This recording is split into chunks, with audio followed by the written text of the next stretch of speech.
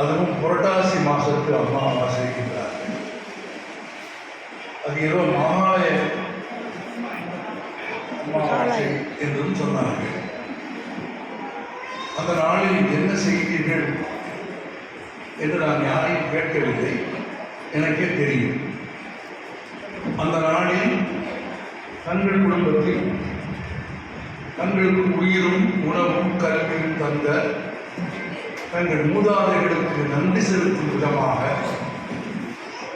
தங்களுக்கு, திரும்ப சொல்வேன், தங்களுக்கு உணவும் உயிரும் கல்வியும் வாழ்வும் அனைத்தையும் கற்றுத்தந்த தங்கள் மூதாதைகளுக்கு நன்றி செலுத்தும் விதமாக